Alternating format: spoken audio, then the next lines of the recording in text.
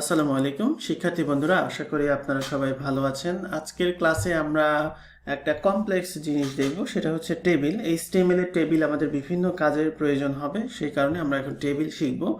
তো সেই জন্য আমরা এটাকে কমেন্ট করে রাখি এবং আমরা হচ্ছে টেবিল আমরা দেখব। তো চলুন আমরা শুরু করি। প্রথমে আমরা একটা হেডিং নিচ্ছি, যেটার নাম দিব হচ্ছে টেবিল। তো টেবিল শেখার জন্য আমাদের প্রথমেই যেটা করতে হবে সেটা হচ্ছে টেবিল লিখতে হবে, টেবিল। এবং টেবিলটাও হচ্ছে একটা ডাবল ট্যাগ, এবং এখানে টেবিলের যেটা এলিমেন্ট আছে সেটা হচ্ছে আমাদের টেবিলের রো এবং টেবিলের কলাম। তো সেই জন্য আমরা প্রথমে লিখবো হচ্ছে টেবিলের ভেতরে অবশ্যই হবে টিআর, এবং টিআর এর ভেতরে এখন আমরা হচ্ছে একটা কলাম দিব। টিআর মানে হচ্ছে টেবিল রো। এখন আমরা হচ্ছে টেবিলের একটা কলাম নিয়ে আসবো। তো সেই জন্য আমরা নিব হচ্ছে টিডি। তো টিডি নিয়ে এখানে আমরা দিলাম হচ্ছে কলাম 1।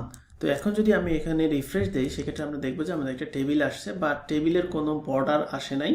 তো টেবিলের বর্ডার আমরা নিয়ে আসার জন্য আমরা পরবর্তীতে নিয়ে আসবো। এখন আমরা আপাতত অন্যান্য জিনিসগুলো করি, অর্থাৎ ধরেন আমরা এখন চাচ্ছি যে আরেকটা কলাম নিতে। তো সেই ক্ষেত্রে আমরা এখানে কয়েকটা কলাম নিই। ধরেন 1, তারপরে এটা হচ্ছে 2, এটা হচ্ছে 3, এটা হচ্ছে 4। সো 4 এটা নিলাম। এখন এখানে রিফ্রেশ দিলে দেখা যাচ্ছে যে এগুলো কলাম কলাম আকারে চলে আসছে। এখন যদি আমরা আরও কিছু রো ধরেন নিচে নিতে চাই, সেক্ষেত্রে সেটাও আমি নিতে পারবো। আমি এই টিআরকে কপি করব, কপি করে আমরা এখানে আরও কিছু নিলাম। সো আমরা হচ্ছে এইভাবে একটা টেবিল করলাম। এখন এই টেবিলের যদি আপনি বর্ডার দিতে চান, তো আমি যদি টেবিলের এখানে যাই, এখানে যদি আমি দেই হচ্ছে বর্ডার 1, মানে আমি একটা বর্ডার চাচ্ছি, যদিও এটা একটা ডেপ্রিকেটেড। এখানে যদি আপনি কার্সর রাখেন, দেখানোর কথা, আচ্ছা দেখাচ্ছে না, ওকে। এইভাবে একটা বর্ডার চলে আসবে। আপনি এখন যদি বর্ডারের চেঞ্জ করতে চান, সেক্ষেত্রে আমাদের সবচাইতে ভালো হবে আমরা সিএসএস দিয়ে আমরা পরবর্তীতে বর্ডার দিব। বাট এখানে আমরা আরও কিছু জিনিস জানতে চাচ্ছি। যেমন ধরেন অনেক সময় দেখা যায় যে এই কলাম আর এই কলাম মিলে একটা কলাম, এরকম যদি করতে চান, সেক্ষেত্রে আমরা হচ্ছে আরেকটা অ্যাট্রিবিউট দিয়ে খুব ইজিলি এটাকে করতে পারি।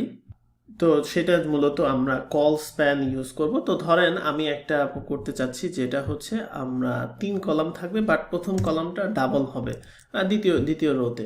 সো আমরা এটাকে মুছে দিলাম, মুছে দিয়ে এখন এখানে আমরা দিব হচ্ছে কল স্প্যান 2। যদি কল স্প্যান 2 দেই, সেক্ষেত্রে আমাদের কি হবে, আমাদের এই দুইটা সেল মিলে আমাদের একটা কলাম হবে। এভাবে আপনি যদি মানে আরো বেশি চান, আরো বেশি করতে পারেন। ধরেন নিচেরটা আপনি চাচ্ছেন একটাই হবে, সেক্ষেত্রে কল স্প্যান 4 দিতে হবে। 4 দিলে আমাদের এরকম হয়ে যাবে। তো টেবিল সম্পর্কে আপনারা যদি আরো বেশি জানতে চান, সেক্ষেত্রে W3 স্কুলসে গিয়ে আপনি এখান থেকে টেবিল দেখতে পারেন কি কি আছে, এবং প্রত্যেকটার যেই ব্যাপারগুলো আছে সেইগুলো আপনাকে একটু দেখে নিতে হবে। সো আমরা যদি এখানে যাই টেবিলে গেলে আমরা এখানে দেখতে পাচ্ছি একটা টেবিল কিভাবে হচ্ছে। তারপরে হচ্ছে আমরা টেবিলের যে সিএসএস, এটা আমরা পরে আমরা দেখব।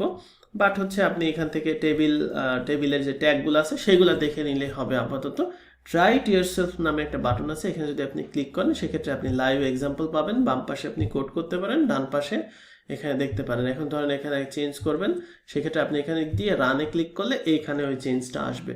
সো এইভাবে আপনি এখান থেকে দেখে শিখতে পারেন। সো আজকে আমরা দেখলাম কিভাবে আমরা এইচটিএমএল এর টেবিল নিয়ে কাজ করতে পারি। আমরা আগামী ক্লাসে সিএসএস শুরু করব।